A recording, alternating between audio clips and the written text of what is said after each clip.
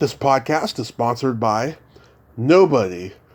Hey dudes, welcome to Splat from the Past, the only 80s themed horror and sci-fi show where things could get totally radical. Now today, I will be welcoming Lisa Irwin Linsky. She played the skateboarding little girl Ginger in Billy Wilder's 1966 classic comedy, The Fortune Cookie, celebrating its 55th anniversary. She also played young Kate Ma Barker in Roger Corman's Ma Barker film, Bloody Mama. And she also guest starred on an episode of The Partridge Family. Then she left acting, and she is a very talented piano player. She sent me a sample the other day, and I cannot believe how great of a piano player she is.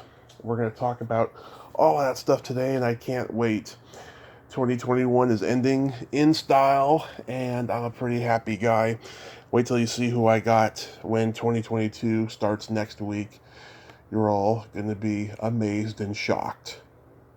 So, here is my interview with Lisa Irwin Linsky.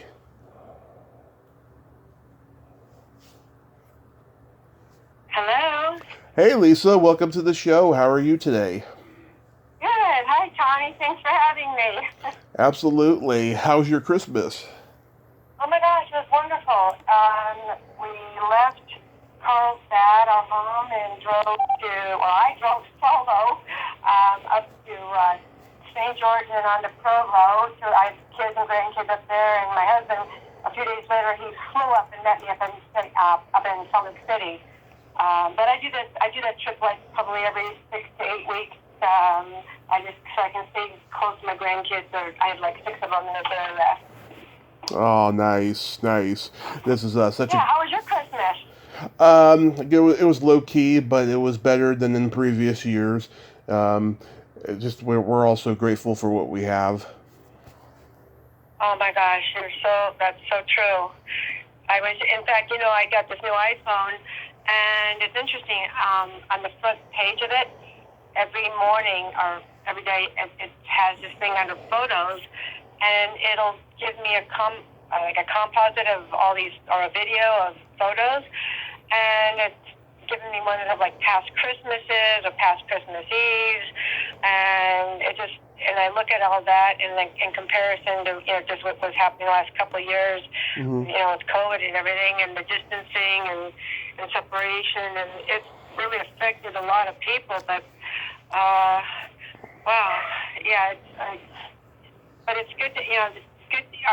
I spent a lot of time here in Utah because it's so different than California. Yeah. in a lot of ways. You hardly even notice unless you go to Costco, but not about a few months ago. If you went to Costco, you had to wear a mask, but otherwise you couldn't tell that it was even going around. Right. This is such a great honor. Thank you for taking the time today. Well, you know what? It's really neat. It's like a trip down memory lane for me. Yeah. And you're the second gentleman that's asked me to talk about, the fortune cookie. Yep. And I was 9 years old when this all happened, but the memories were so vivid and it was so fun. And then the fact that I get to, my grandkids now get to watch Mimi when she was little like them, it's really a kick, Yeah. I bet. So going back... Maybe you used to ride a skateboard like that? I went, yeah. So going back in time, I was reading that you began playing piano at the age of 4 after discovering it in your parents' garage. Did you want to be... It was buried in the garage. Okay, we had a 3-bedroom, 1-bath house in Gardena, and I had 4 siblings. I was the middle of 5. Yeah. And so... there are 2 big ways I would escape the chaos, and one is I built a fort on top of the roof made out of sheets and stuff until my neighbors turned me in. But the other one was the piano that was hidden underneath junk or whatever, and I found it, and there were some chips on some of the keys, so I could remember which one sounded like what. So, that's where I started just making up songs and just spent a lot of time in the garage, when I wasn't taking off on my bike. Did you want to be a concert pianist? You know, my grandmother was a concert pianist and composer, and her mother was a concert pianist and composer and organist. I mean, we're talking big time, big entertainers. And in fact, my Nana Pam started the first all-women's orchestra back with and toured with like Benny Goodman and Lionel Hampton and those kind of guys. And I don't know if you've heard of Mel Bay Brooks. But Mel Bay was married to May Bay, and May Bay was the lead bass player in my grandma's band, but, back when women couldn't belong to unions or whatever, but back in St. Louis. And so, my grandmother was amazing. I mean, she could just play anything she'd ever heard, and it was just, I loved listening to my grandma play piano, and I wanted to play like her, and she could read music and memorize it like that was her gift. And that she could orchestrate things, but I didn't. It was more difficult for me reading. Actually, I think because I started at 4 years old, just playing by ear. That I'd hear something like maybe "Born Free" or whatever song it just moved me at the time, and I try to pick it out of or a music box, and I just pick out the piano, and I just loved doing that. And then it wasn't. I wanted to. It was more of an being able to express things, or if I heard something that was really pretty, I wanted to be able to play it, and then I'd make a variation on it or something. And then when I was 13 years old, my dad thought, because I'd been composing, I like to compose stuff, and he thought it would be nice if I learned how to write it down. And so I took lessons for a couple of years from Mrs. Gostovic in Palm Springs, and she was old school Estonian, strict, and so I actually got my teacher's credentials from Sherwood Music School, so I could compose, well, not just how to write things down, but at the same time I struggled. It was not easy, especially with timing and all that stuff, but I kept thinking like. They had just come out with like electronic keyboards, and then my dad had bought this little calculator, and the computers were just coming out in the 60s and early 70s, and I was thinking, boy, maybe, instead of me learning how to write all this music down, maybe someone will invent a way to connect a keyboard to a computer, and I'll just play into the keyboard, and it'll write my music down for me. And I was like 14 when I was thinking about this, and 15 years old, and not knowing that I had a cousin who I was distant from. He ended up going to MIT and inventing MIDI, the whole thing to put all that stuff together. Later on, I was buying the software and doing all that stuff. But yeah, so I did some concerts, and I could play Chopin's Polonaise, and but I love Neil Diamond music and all the music of the 60s and Peter Paul and Mary, all those guys. So all the songs I love, I just, rather than sit down and play other people's music, I just wanted to take little bits or the feelings that I got, what they meant to me, and then take what was happening in my life, and like maybe like when they're like in a song, maybe a certain measure, or two or three, will express a certain emotion. And so it's like a color palette, like if you're an artist. So to me, somehow my brain just, if I feel an emotion, I'll take little tiny bits of some song that I love, and it kind of like, so it's kind of like a mosaic coming together. But anyway, that's what I love to do. I mean, that's my love is creating music and teaching my kids and my nieces, nephews, and grandkids how to do like, are you happy, are you sad, and this is what it would sound like if you're trying to do it on the piano. And so one of my daughters, Joy Bishop, who's now Joy Downer, she's doing great with music, and you can look her up, and maybe, I don't know if you talk to other singer-songwriters, but I do. She and her husband are just amazing. Right, I do. I talk to everybody. Everybody I'm rooted. going to go outside because my grandkids are waking up. So I'm outside in St. George here, and the sun's peeking through. It's beautiful. So it was raining, so it's good now. Yeah, I talk to everybody rooted in nostalgia. So what age did you start gravitating toward acting? Oh my gosh. Okay, so my mother had 5 girls, and back up. before I was born, was the youngest Hollywood agent in Hollywood. Mm-hmm. He was, I think, 18 or 19, and I'm sorry I don't remember who he was with, but I know he was with good companies, an agency, and he did a lot of neat things. So my mom, who I think maybe because my Nana Pam was an entertainer, and my father's sister Georgia. Well, it's Georgia Frontieri, but she was Georgia Irwin, and she was an entertainer, and so. Living in LA and my mom having these cute little 5 girls, and my dad, before I was born, she knew a little bit about the Hollywood thing. And anyway, she ended up getting an agent for my 2 of my sisters. And then it happened, I think I was 4 years old, and she took me on the call for my sisters. It was for a Chevrolet commercial. And they saw me playing in the hallway, and they go, well, what about that little girl? And so that was my, I didn't even have an agent, but anyway, I got the part. Mm-hmm. And most of the commercials I did, it wasn't because my agent sent me on it, it was because my mom didn't have a babysitter, so she took all 5 girls, and it turned out, she would just like sign, it was for like my older sister or younger sister, she just signed in whoever was with her in the car. Mm-hmm. And so most of the jobs I got were because I just happened to be there. So, What kind of products did you endorse in commercials? Oh my gosh, like Crest toothpaste. I did the toothpaste switch, which was the toothpaste switch, which was the longest. I think it was a 1-minute commercial, the longest of its day, because they were airing it for, I think, just for Cinderella or a couple of. I think it was for Cinderella and something else. So that was a fun. Lipton tea. March Toys, Mattel Toys, right. Borden milkshakes. Oh my gosh, I can't remember all of them, but a lot of just whatever. I remember doing one for People and for I think. There was one Lipton tea commercial I did with George Fenneman. Uh-huh. And one of my lines was, "Oh, it's George Feminine." I mean, it was supposed to be feminine, but I kept saying feminine, and I think I was like 8 years old. But anyway, I finally got it right.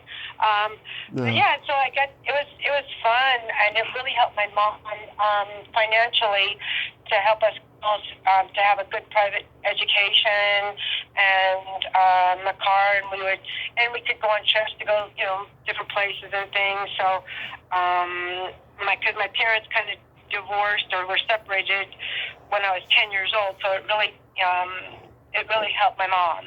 Us girls doing different jobs in Hollywood, Yeah. Any big child actors from your generation you saw at auditions? Oh yes. Oh my gosh. Let me see if I can remember that. Oh yeah, that's a good question. I haven't. Well, it was I did a family when I was 13, so I got to see Susan. Keith Partridge. What was his name? David Cassidy. And his mom, in fact, his mom, my Aunt Georgia, who was also an entertainer. Does the name Georgia Frontieri sound familiar to you? It kind of does, yeah.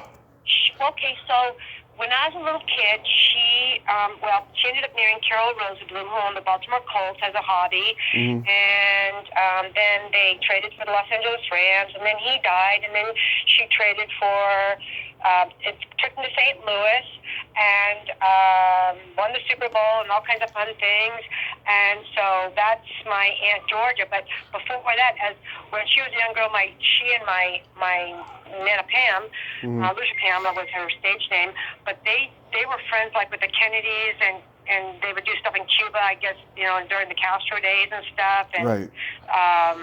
So I just so she knew Shirley Jones. She would go up. My aunt would go up against in some parts, and she could sing like Shirley Jones and stuff. So anyway, I don't know how I got off that subject, but. So who else? Let me think who else so Bill Mummy? Years later, I was doing a modeling job, and there were some girls that ended up like in The Sound of Music. Veronica Cartwright. Bill Mummy? Actually, I'll have to look on IMDb and jog my memory just of the women that are around my age. because I did a lot of work with them, but when my parents divorced or separated and divorced, and I left to live in Palm Springs when I was 13, my dad would not allow me to do any more TV commercial or anything like that. So that's when I started focusing even more with my, just composing and piano and sports. Right. So how did you get cast in The Fortune Cookie? Oh, that was so fun. So, okay, I think did ask, they were wanting little girls that could ride skateboards, and I was a tomboy, and I could do like 360s and stuff like that on them, and I roller skating, and I was also, at that age, I loved ice skating. So anyway, I go on the audition, it's in this big sound stage, and there's hundreds of kids there. I can remember just being lined up everywhere, and I rode my skateboard, and I guess they asked her name or something, and I had this dangling cross that my Aunt Georgia had given me that she bought when she was in Rome, and it was a rhinestone cross, and then and I guess he saw it, so I showed it to him. This guy ended up being Billy Wilder, right? Yeah. And I showed him. I said, "See, look, see this little thing," and he could see the Vatican, a little tiny picture, and so that was it. And then maybe like a week later or so, I remember coming home from school, walking in the door, and my mom says, "Lisa, do you have a rhinestone? Do you have a cross?" I go, "Well, yeah." And I took it out of because I kept it underneath my dress, and I showed it to her. And so it turned out that they had been calling all the agents to find out they wanted the girl with the. That was me, and so it was so fun, And I remember that, and then I remember going with the wardrobe lady to go pick out the clothes in Los Angeles. They were dressing me as though I was in Cleveland. Yeah. So that was, I remember it was really cool clothes, and I wasn't used to wearing such warm clothes because I was born and raised in LA, and we saw snow maybe up in Lake Arrowhead, so that was fun, and then we started, we were shooting, and back then, and I think still now, if you're under 18, you have a teacher, and you have a work permit, and you have to be in class a certain amount of time. And I remember I had to go to the bathroom, and then I heard some piano music in the distance, and I sort of took a side. I followed the sound of the music, and I saw, and there's this one guy, this older guy playing the piano, and first I stood behind the wall and I just listened because it was so pretty, and then I kind of got closer and closer, and I kind of put my hand on the edge of the piano, kind of like my grandkids do with me. But anyway, so and then he invited me to play with him, and we played a couple little duets. And then I think someone found me, and then they took me away.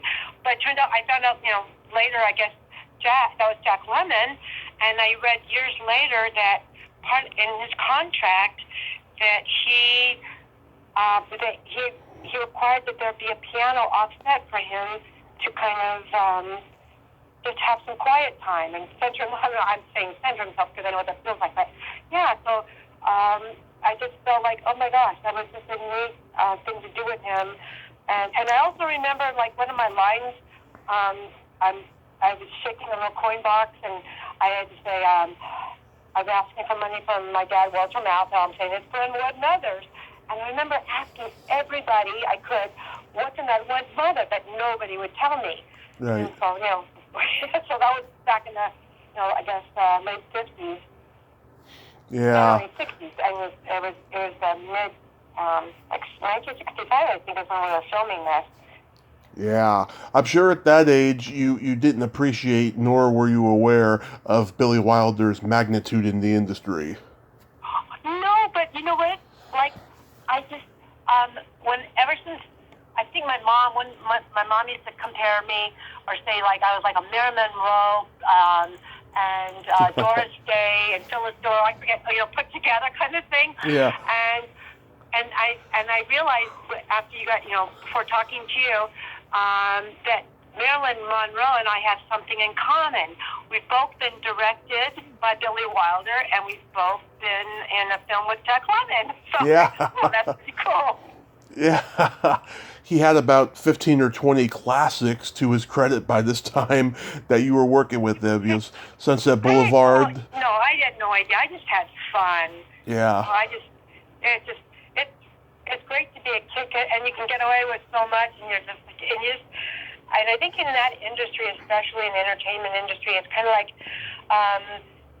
some people are more real than others, Yeah. or you have to be, I don't know, and I never got that, because I know I went to Beverly Hills Catholic School, which is now Good Shepherd, and I learned early on that people are, there's like, sometimes some people have two different sides, and Yes. I've learned. Like, do you understand what I'm saying, or can you appreciate that, or? Oh, 1,400 plus interviews. I have learned a lot about people in the industry.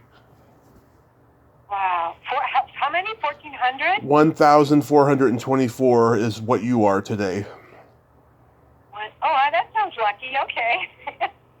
Wow. Yeah, next. Well, and the entertainment industry, especially, they haven't. You're starting to cut out, Lisa.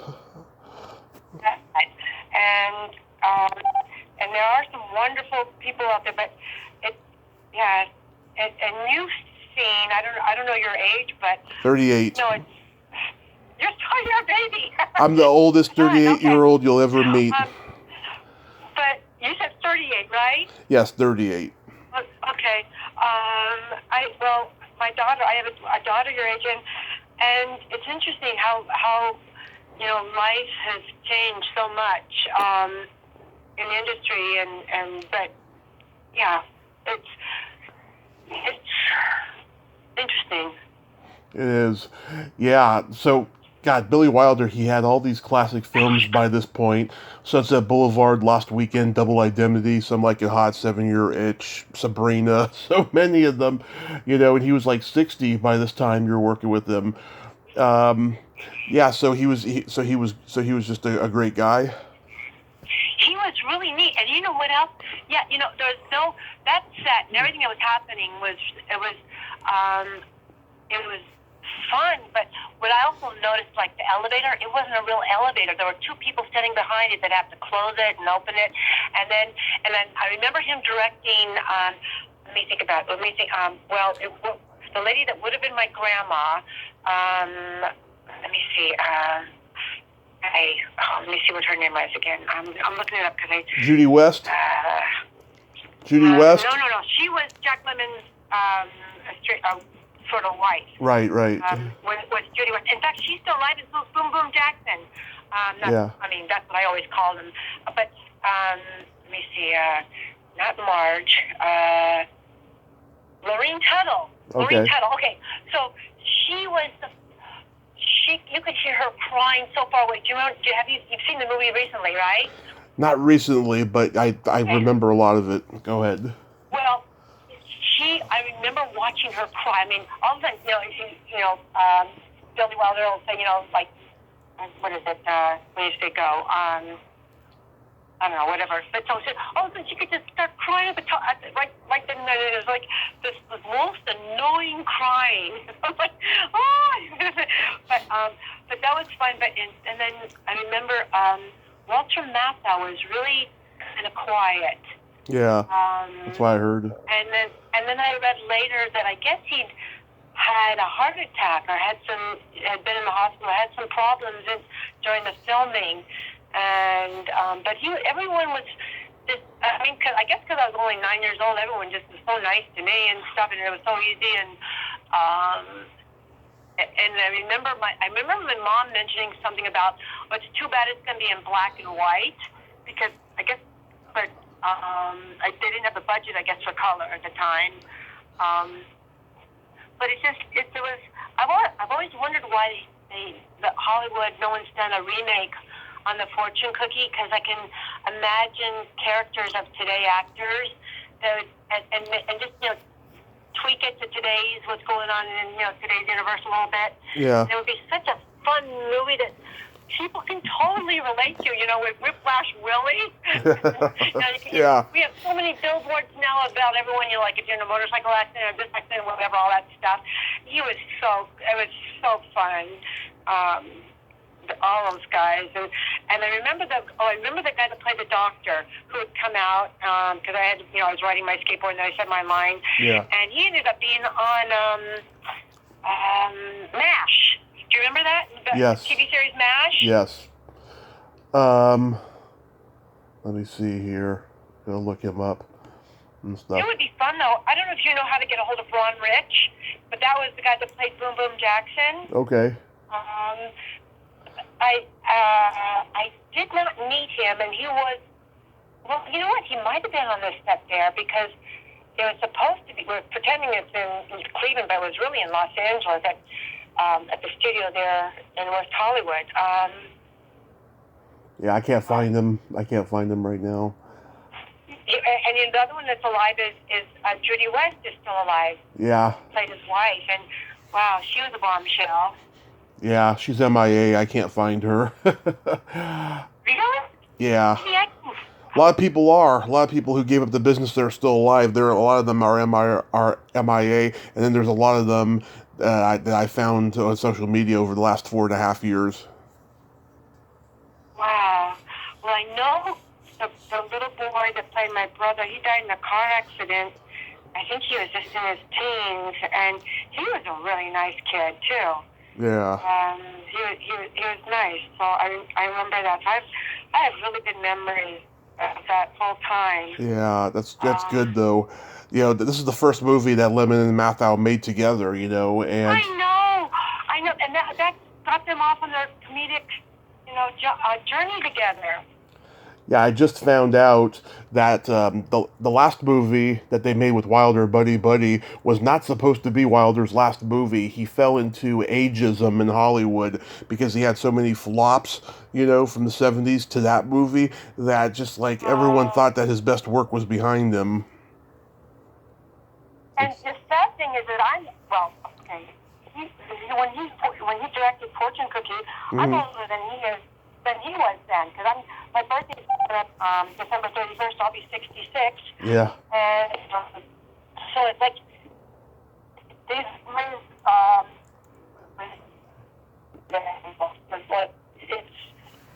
It's interesting how people in your life just really stick with you, and that was a good time. Yeah. Yeah, when I was a kid in the early 90s and we got the channel Encore, Fortune Cookie would be on at least 3 times a week. That's how I discovered it.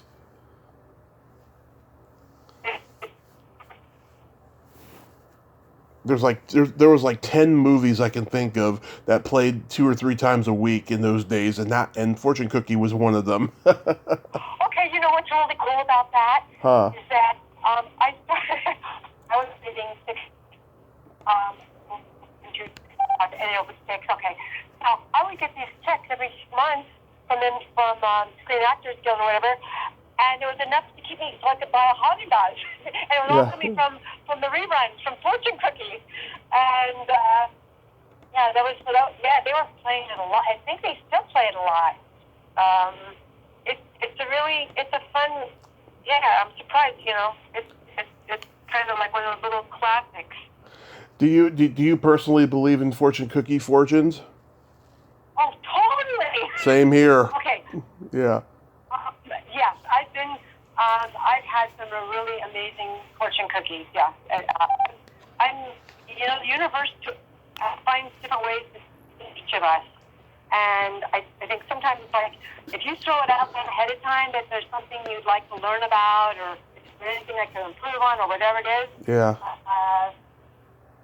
Whether it's angels or the universe or God and Lord or whoever it is or whatever, or whoever she is, they find a way to, if you're open for it, they'll find a way. So fortune cookies is just one of those ways of, letting you know something that maybe you're supposed to know. Yeah. I totally... Have you ever had to go... I totally believe in them. I post them every time I get them when I'm having Chinese.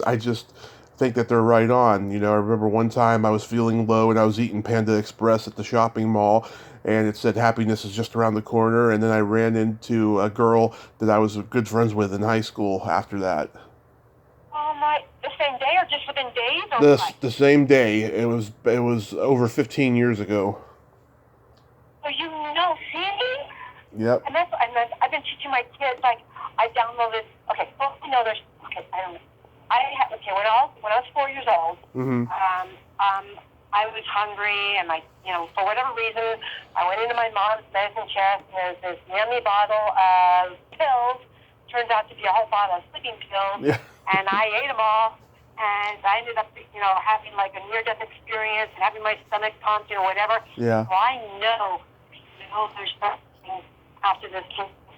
But there's something amazing, just like a shadow away from us in life. Yeah. Chicken skin, where someone will say something or whatever, and your body will just like jingle a little bit. Anyway, that's well, the Hawaiians call it chicken skin, or that it's just wanting you to pay attention, just true or validating something, and I get that a lot.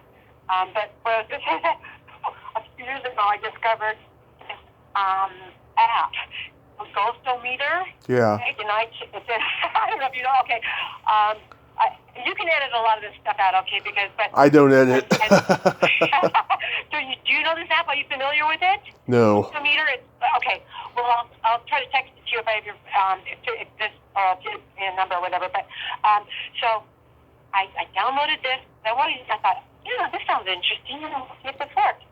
So I would go to different places where I had like a feeling that there could be some kind of a lingering presence of somebody, and of it at all.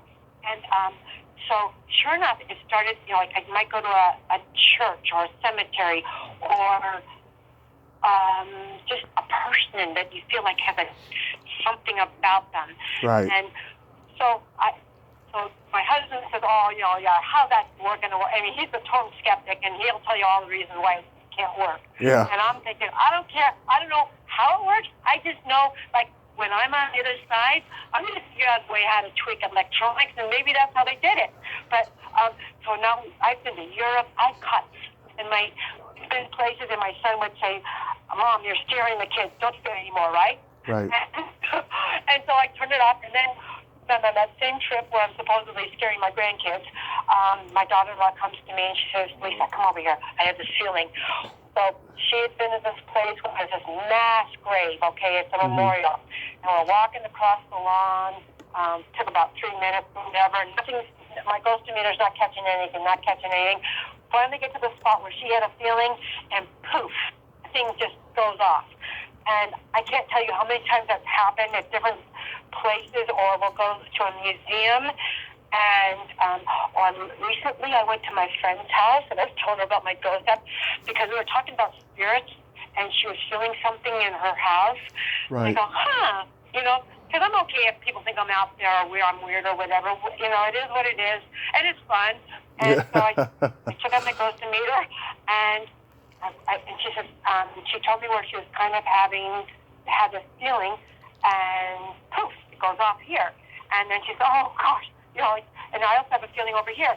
And then before we went to the place where she also had a feeling, we went into her room, and I listened to this little voice inside me a lot, and it said, check out this beautiful thing on her wall.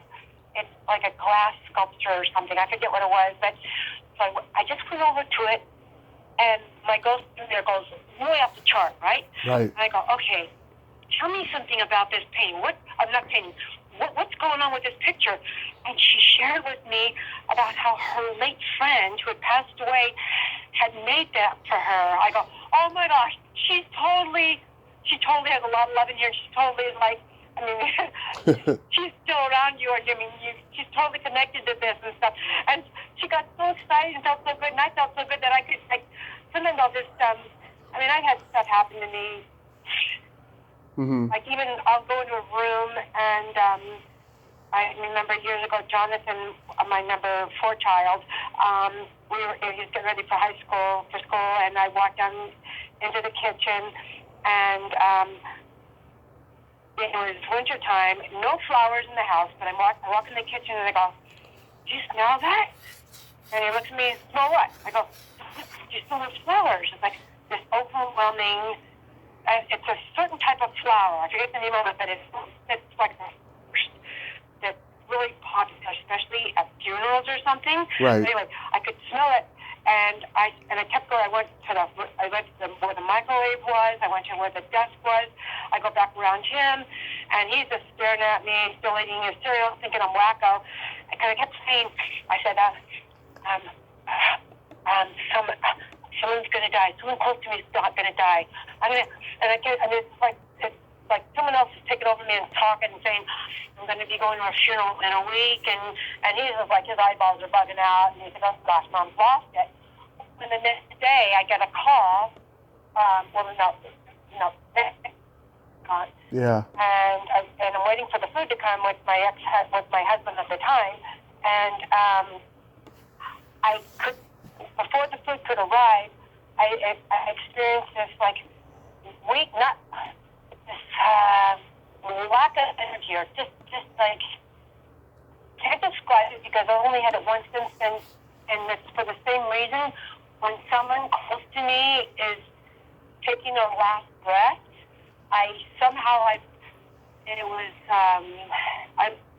it's not a sadness, it's just like anyway, I told my husband I said, I gotta go out, I gotta be alone, I gotta go out to the car. Right. And he got upset with me because, he couldn't understand it. Anyway, so I'm in the car, we end up going home, I walk in the door, and the phone rings before we had cell phones, and it's my mother saying, how can you tell us someone died? I go, what? She says, I think Mary died. Who's my godmother? I go, hang up and call 911, and then call me back. And then she called me back, and then so anyway, within a week of me saying all that stuff, the flowers and everything else like that, I'm going to my aunt's funeral, who is my godmother, who is close and stuff. So, and I could tell you so many more stories, but I'm going to end it with that one. But there's so many more. I know that there's stuff, and that nothing is by chance. Like with your fortune cookie, right. Or sometimes there's just someone you're thinking about, and all of a sudden your phone rings, and it's that person, and we're all so connected, and that's what's so beautiful about this life, is you just stay open to the connection and know that we're all connected, we're all in this together. Let's just all get along, right? Because you're only as weak as a leak, as we have it. You're only you're as strong as the weakest link. So if we make everybody strong, then we're all going to be cool and happy and whatever. Mm-hmm.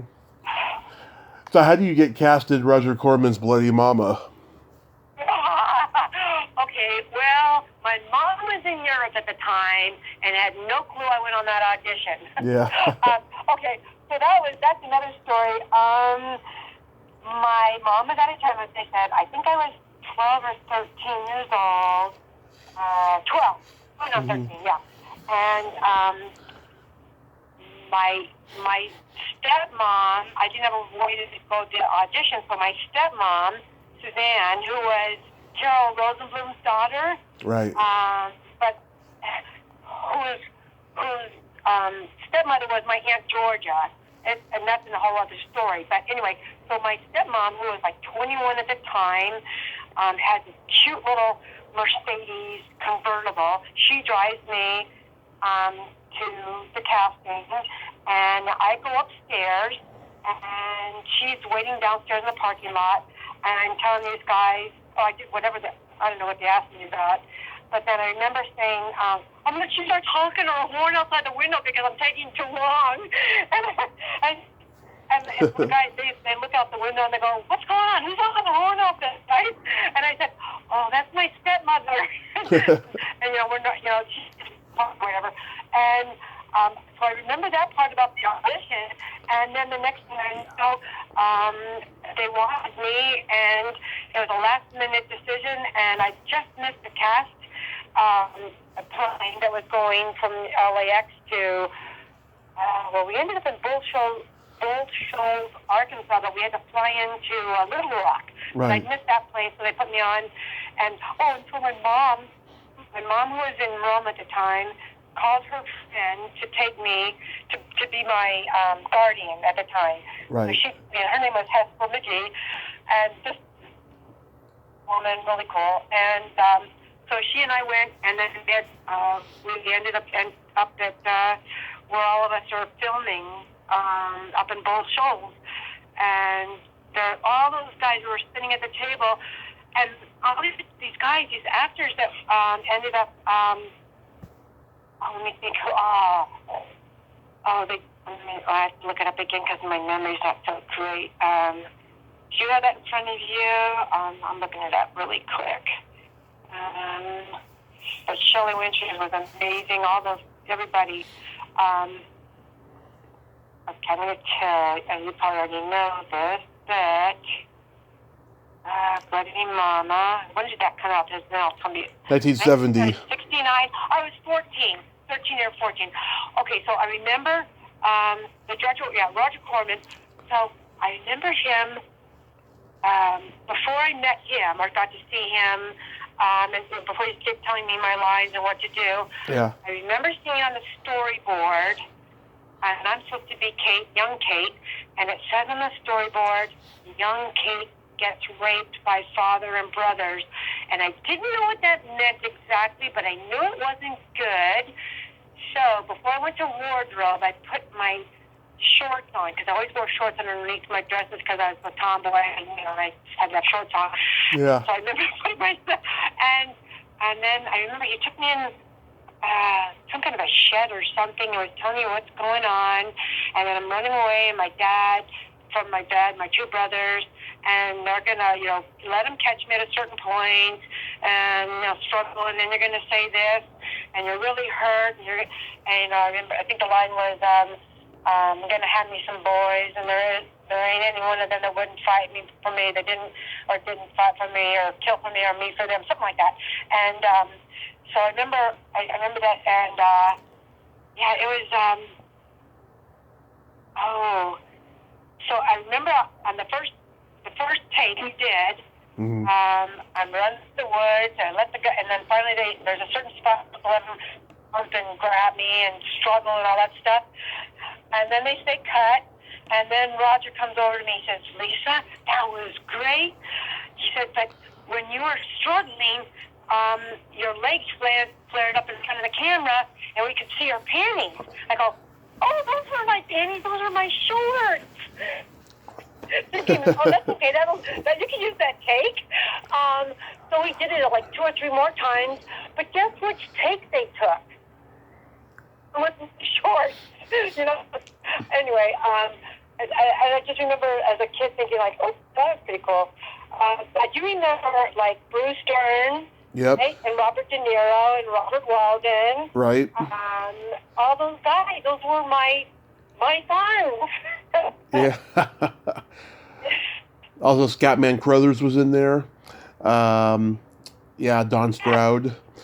Yeah, this was at the time, too, when Scorsese was working for Roger Corman. I guess that's why De Niro's in here, because De Niro's been a New York actor his whole life. Well, as I said, I didn't. I just thought that all those people were just really nice and cool, and I remember when we were eating at the table in the morning at the hotel or motel wherever we were, and we were on this big old lake, and I water ski, and I mentioned to somebody how much I'd love to go water skiing, and they arranged for me to go water skiing on the lake with somebody. Mm-hmm. And then later we found out, after I went and had a great time, that there's these dangerous, poisonous moccasins all over the place. So I'm telling you, I had a charmed life. They left one key member of the Ma Barker gang out of the movie, and that's Alvin Creepy Karpis, who taught Charles Manson how to play guitar while they were in prison. I didn't know that. Okay, so you know that you do this for a living. And you research all. Yeah, I didn't know that. Oh, but I know a girl that I went to school with studies. I think she's the Terminator. Linda Hamilton. No, she You said the Terminator. directed it, I think. Terminator. I'll look it up again. I'm sorry. I'm so... my brain is so full. James Cameron. From the, James Cameron, he started out working for Corman, too. okay, but this is my friend from high school that we played ball at school. We were on the swim team together. Mm. I'm trying... Gail Hurd? Gail Ann Hurd, yes. Gail, yes, she's amazing. She was... Okay, so I just remember, you know, you can tell a lot about people and how they play games, Mm-hmm. how they play sports. And she was really awesome. So, so she was someone that I connected the dots later on, you know, when I followed her career a little bit. I said, oh my gosh, we had a little bit in common there too. But, yeah. Yeah. That was... Yeah. Now, leading up to Bloody Mama, did you go on a lot of auditioning and not get anything? No. I think I probably... Well, for commercials, I probably booked one out of... If I went on auditions 3 times, I booked 1 out of 3 maybe. But as I said, most of the commercials I got, it wasn't for me. My mom, this is in a whole different era, where you go, you audition, and then there's a sign-in sheet. And my mom, if she had an older child with her, like say the call was for Valerie, who's my older sister. Yeah. Well, then she would, and then if Noelle was with her and I was in the car, which is most of the time, she'd just find my name on there and put my name, you know, my agent, Dale Garrick, or I had 3 agents I think at a time, Dale Garrick or Jerry, John, where's my brain? My memory. Mary Grady was one. Mary Grady. And there's a third with Jerry something like that. Anyway, because my mom didn't believe in signing with agents because she thought, you know, if whoever got the job for you, that's who gets paid. Yeah, I'm the same way. I hate agents. I don't book my show through agents or managers or publicists or anything unless I really, really have to. You know, because there are some really good ones out there, and but maybe my mom thought that if once you sign, they become complacent. Yes. Whereas if I don't know, my mom was way ahead of her time in a lot of different ways, and I didn't appreciate it until after I was a mother, or after she was even gone. There's so many things that I appreciate. I mean, I guess that's life with most of us. We appreciate our parents or grandparents a ton more when they're gone. Yeah. Once we get to be the age that they were, you know, now we have a better appreciation and understanding. And yep. But yeah, so you're at. What was the question again? So did you audition for anything iconic? As I said, right when I finished, I think the last thing I did was the Partridge Family, and I was getting. Right after that summer, you know, my mom and dad, they'd gone through a really bad, terrible divorce, and as soon as it was finalized, my dad married Suzanne, my stepmom, and I moved to Palm Springs. So that was it.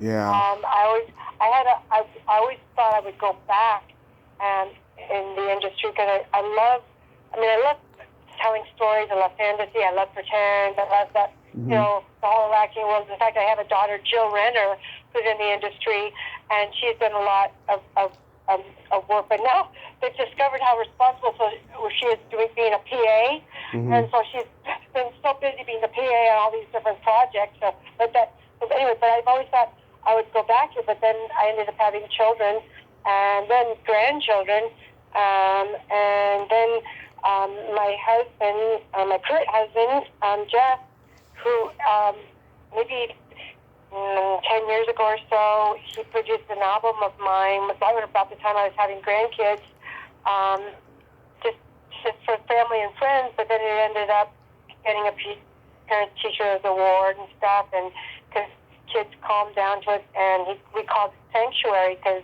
the piano's always been my sanctuary, and I I kind of started focusing more on grandkids, and then I would sit at my piano a lot and record things on my phone or just play. But yeah, so I got just before COVID, a couple of years before COVID, my daughter was starting to do Steph Joy Bishop, or Joy Downer. She had an agent. I said, "Oh, honey," and they moved up to LA, and as an excuse to be able to go see my granddaughter, I said, I figured, well, because I live in Carlsbad, I thought I want to go visit her more in LA, but I thought, well, if I have an interview, then I'm going to get the job or not. Okay, because I'm going to go visit little Hazel and Joy and Jill and my kids that are up in LA. And so I went with Joy's agent. It's Love, I guess it's Love, Jamie Lovestone Agency. And she started sending me out jobs. And the thing is, okay, so I don't look as old as I am. But what I discovered, after I went on about 4 or 5, maybe 4 jobs, she sent me off, and all the women there had gray hair because they're looking for someone which I am, but I just didn't look like it. Yeah. And so I went on eBay and I bought a $20 gray pixie wig, and next job she sent me on, I walked in, and I saw my hair, and I saw it again. I go, oh my God! But I had the wig in the car. And the little voice said, I'd already signed in. The little voice said, let's go. So I did. And I'm feeling like I'm not a trickster or something like, or a joker. I put the wig on, I come back in, and the lady says, oh, you have to sign in. I go, oh, I already did. And she says, oh, okay. I said, I put the wig on. She said, oh, okay. So I did this interview, and I didn't tell her I had the wig on, but the whole time I'm thinking I'm pretending I'm somebody I'm not, right? Yeah. But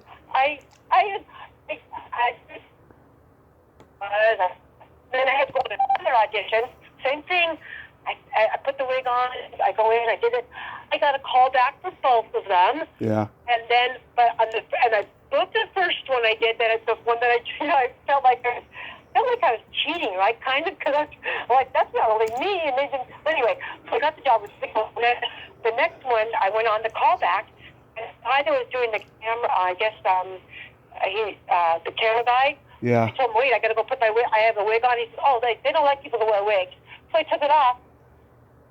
And then, I didn't know, and I didn't get that job. But I learned my lesson, and there's my mom saying, Lisa, wear the wig. So I have like 4 different little gray hair wigs, and I booked like maybe I did I don't know, let's see, massage envy commercial where I'm a skating instructor. Right. And what else? I did something of the Pacific commercial. I've done a few, but then I've had to book out a lot. I had I don't know if you know this, but I have otosclerosis, and I'm pretty much deaf if I didn't have these super duper hearing aids. But I had to book out, and I went through some more surgery, and they were failed. And then I had some other medical issues happen. What it was is I had a tooth, a front tooth. The front tooth that it was a root canal that went bad, so I had to have an implant, and then you had to have a flipper, so I had to book out for that. So then COVID hit, and then so as this year starts, I'm going to book back in with my agent and I'll start again and just see where that takes me, But even if I don't get the job, I see my kids up in LA, so it's good.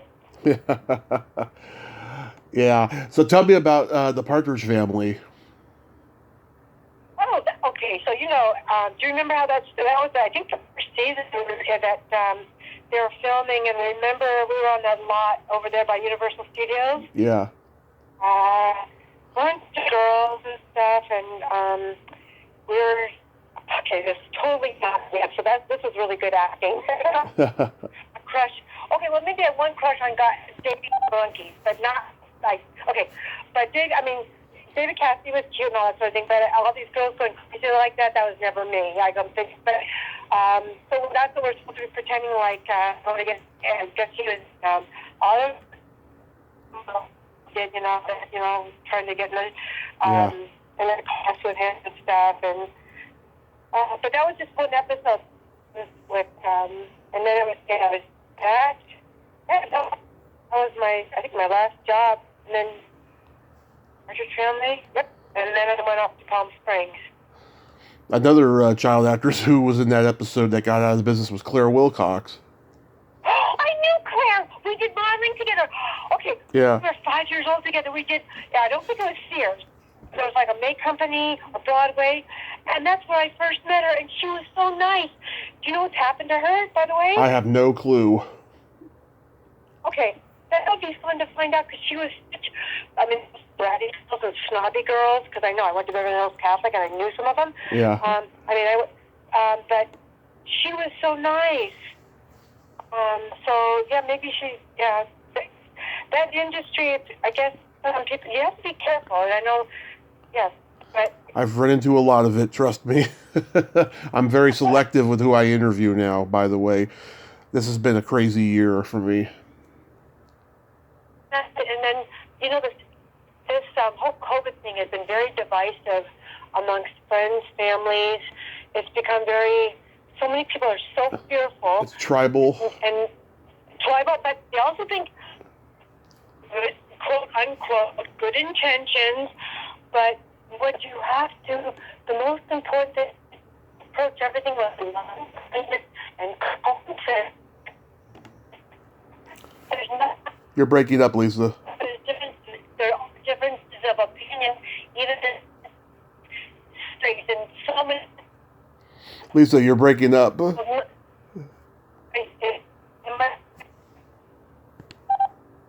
that better? Yeah, that's better. Okay. I'm just saying that about, how to treat COVID or what it is.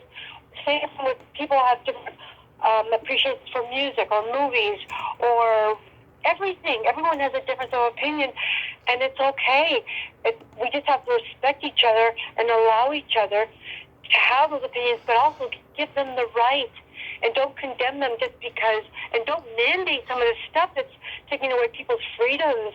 And some of these people that have died alone, and couldn't be around loved ones, it's just, there's just so many sad things that have happened with all this, and I have it in my own family. There's been divisiveness, and this is a time that we really need some serious healing, because so many people have been hurt, and so many children. There's psychological and long-term issues that are going to be happening, and or whatever, all that stuff. And in Hollywood, okay, even the people in the entertainment industry, they're on both sides, but some of them, they have a big, following, so people listen to them, but it's also, some of them are entertainers or just people in general. It's so sad. They're so fearful. We were talking about this the other day, my kids and I, and I try, say I have to sneeze. I almost want to just hide my sneeze or blow up in the face, because someone's going to think, oh my gosh, she's got COVID. Or if someone coughs near you, you shy away, or, but all this fear. Right. And what, nobody's on this life. We're all none of us are in a hurry to leave, and we want to make the best of what we're here, but it's quality of life and versus quantity of life, and and each person has to read and research and feel what's comfortable for them if they want to. I'm talking about vaccines or because of mandates and stuff like that, and do your research and then figure out, is this good for me? Is this for my family? And then you own it. And if you want to quarantine grandma because you're afraid she's going to get sick, well, grandma better agree to it. But for me, my doctor early on, because I had some issues, told me to wait. Mm-hmm. And so I'm sure this is personal, and I guess, and sometimes people ask, are you vaccinated? Well, that's personal, and I guess you could say, well, I'm not going to share that, but I will. so I didn't get vaccinated, but this is the longest I've been in 2 years without a cold. Mm-hmm. But my doctor told me to take these different, he gave me a protocol, and so I've been around 9 sneezing, barfing, feverish grandkids and other people, and I've been on Delta planes, I've been to Mexico, I've been to Hawaii several times, you can imagine all the playgrounds I've been to, and little, who knows what snotty-nosed kid left something on the railing or whatever. But I wash my hands, I wear my mask if someone requests it, and stuff like that. And, but part of my family, they had another, they have a difference of opinion, and, that's, and some of them are kinder about allowing other people to have their own viewpoint on that. Yeah.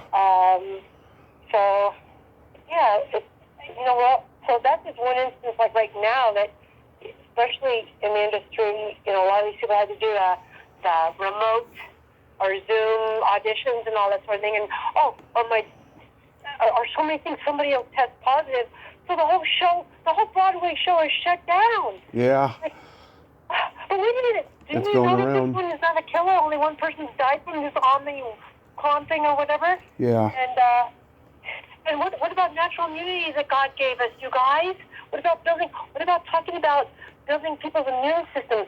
What about telling them about the protocol that if you're sick in the first few days, you take this, that, and the other thing, and, you're going to do so much better. But they don't do that. And, one of my grandkids just came out to hug me. This is Bennett. Oh, that's cute. Yeah, he's my 11-year-old cuddler. Oh, that's cute. He's amazing. Yeah, just doing an interview. I'm just going to show them really quick. I'm doing an interview about, remember when I was younger than you, I did the fortune cookie? Yeah. And so we're talking about that and just some of my experiences in Hollywood, I guess. So leading up to COVID, so were you performing gigs? You know what? Yes, we. Okay, so my husband's been a professional touring all over the world forever as an amazing guitarist and stuff, and doing mostly jazz festivals and concerts. And we would do some things, smaller gigs where it's just guitar and piano, the two of us. Right. And then I was asked to play music in China, and I went with Adam and I took my daughter, and I did that one, but by myself. But for the most part, and then we've done a few house concerts where I've had some wonderful people come to our home, and maybe have 30, 40 people, which I love. Because to me, music is really personal, and actually, until I did this album, Sanctuary, and gave it to my family and friends, and then ended up being an after, but it wasn't super professional, but it's from the heart. Yeah. And up until then, nobody knew. I never told anyone the inspiration behind the songs because it was personal. It's like it was me. But what I've learned is that we would do these concerts, whether it's an old folks place or we did one here in St. George at the Eccles concert hall. I think that was for 200 people or something. Right. But I remember that was my first big one, and my husband kept mouthing over to me, "Slow down," because I was playing to the beating of my heart, which was racing like at 200 beats a minute.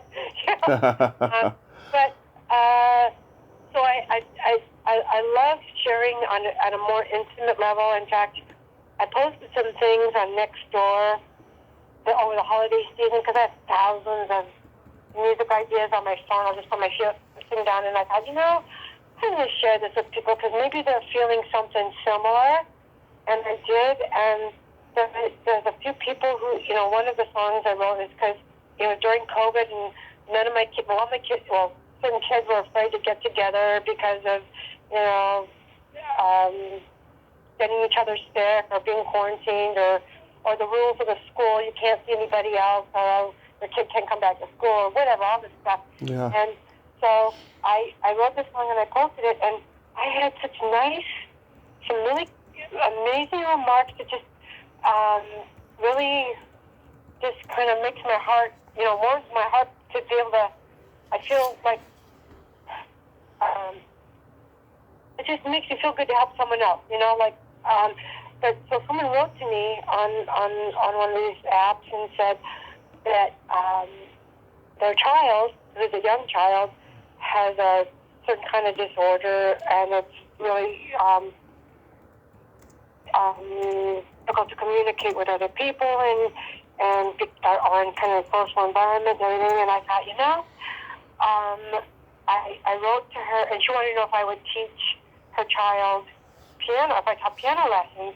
And I said, well, I have my credential. I wrote back and I said, but that's not really what I do. What I've done with my children, my nieces and nephews and whatever, I try to have them sit at the piano and tell me what they're feeling, happy, sad, whatever. Give me some thoughts of what you're thinking. Right. And show them how that would, let's sing what you're thinking. And what would that sound like? Would it be up here? Would it be down here? And then I show them the black, how there's 3 black keys together and 2 black keys. And we start with that, not with and then I'll mention, okay, this is C. You're always going to have a C where this is. And if they remember it, great. If they don't, it's okay. It's mainly remembering there's 2 black keys, 3 black keys. And just before that one is, and so that's just to start with. So I told her I'll meet. She wants me to. I told her I'll meet with him, and just see, see what we can do. And because I've done that in the past. Mm-hmm. I used to play piano at the Four Seasons at High Tea. Right. And there's so many nice people there. And in particular, one time there was this one 6-year-old girl who started taking piano lessons after hearing me, and then I had her over to the house one time, and because she was learning to read music with another teacher, and I just showed her how she was interested in composing, and I said, okay, let's just sit down and do this. And we wrote a beautiful song together, and we're still in touch, and now she's in college, I guess, but I approach music totally different than my husband. He knows all the harmonies. He knows all the math. He knows all. He can orchestrate everything. He's done it, and he hears before he even hits the keyboard. He knows exactly which one to hit. And to me, I didn't get that gift, but that's okay. And I didn't get the great sight reading and memorization that my grandma got, but that's okay, because we all get different gifts. It's just a matter of how we develop them. That makes the difference. So I just so my goal is I've halfway finished on my next album. I've done 6 of the songs. I'd like to have 6 more on it, and it's all about I guess I could share with you. I've had a lot of neat feelings and things happen, and I totally believe in different types of angels, archangels, and angels. So it's all about it's all about that. It's whether it's the archangels or guardian angels or how they help us or what they're kind of trying to whisper to us, and so I'll see certain moments in my head, and from an angelic standpoint, I'm trying to explain it on the piano. So, anyway, I want to finish. I'll finish that in the next, hopefully next month or 2, if I can just be home long enough to get it done. Nice. It sounds like you're really blessed, Lisa. I really am. I know. My kids are lifesavers, and then just to watch them, each one, and my grandkids, and nieces and nephews, but it's just, it's been an amazing journey, just watching them grow, and and then the technology of the day now, and being able to share, even being able to FaceTime each other, even when you're far apart. Yeah. But there's nothing like a real 20-second hug, right? Oh, nothing like it. And that's what so many people need, every day. So hopefully that, the world will come back to some sort of normal, and and people will appreciate, like, what's more important, being super safe. Oh, God, oh, my gosh. More kids die in car accidents and more people die from smoke than they do from viruses things, but they're not. Okay, whatever. I'm not going to go down that path, but I just think it's so important to have common sense and stay close. And my brother and I were talking today about, how you're supposed to, the social distancing thing, where you're, 6 feet apart. No, that's not social distancing. That's physical distancing. Social distancing is when you don't see anybody. But it's like, and that's not healthy. God didn't put us on this planet to be alone, right? Right. Or to play in, are these children who are living in virtual worlds now because they couldn't be with their friends, and so they've learned to play all these video games and do all this stuff, and that's a whole other world too. And I remember when I was a little kid, and this was in the early 60s, and because I remember walking home when they sent us home early when John F. Kennedy was shot and killed, okay? Right. So I remember around those same times, the air raid sirens going off, and hiding underneath my desk, but also being told, some of my friends, some of the neighbors had the money to put in a bomb shelter. Well, we didn't have a bomb shelter, so it was all, so there was that. I was 6 years old, and those days have stuck with me. So can you imagine what all this COVID mask and fear is going to do to these little kids? I think I don't know. I worry for this little generation. Yeah. Well. And they have such strong immune systems too, but whatever. Yeah. So kids are always bringing something home. I know that. That's just part of life. Kids, you have a little kid that go to school that's bringing back something every month. There's going to be something going through the house. That's life with little kids. Exactly. So we got to play my secret silly game. This is a lot of fun. This is a series of silly slumber party questions. No win or lose, just pure fun. And how the game works is, I ask you the question, you answer it, and then you ask me that exact same question, and I answer it. And feel free to comment on answers. Okay. I don't know anything about this, but okay, get started. Lisa, are you ticklish? Yes. Are you ticklish?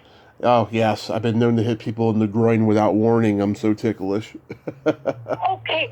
If someone tickles me, watch out. I mean, this is like fight for my life. I can't be responsible for what I might do to you if I get tickled. No, I mean, if you tickle me... But okay. Yeah, I mean, if you tickle me with warning, I'm not going to be upset. What's your favorite part of the body? It could be anything. Oh, gosh. My favorite part of my body. I would say my eyes.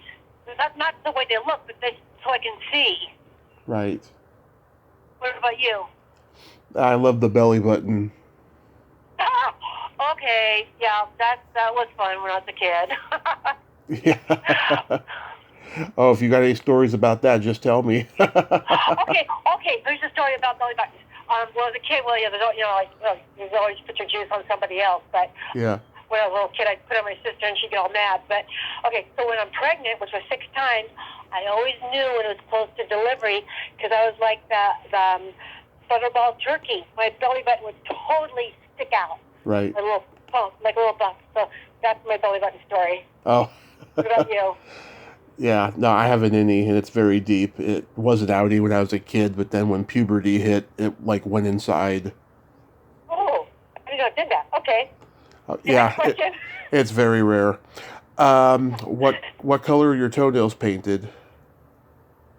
Right now? Yeah. Gold sparkly. Nice. And yours?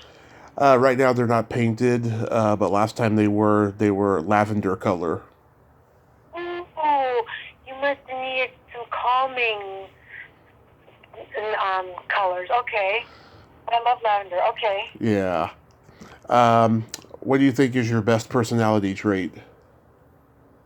I'm resilient. Like if someone, okay,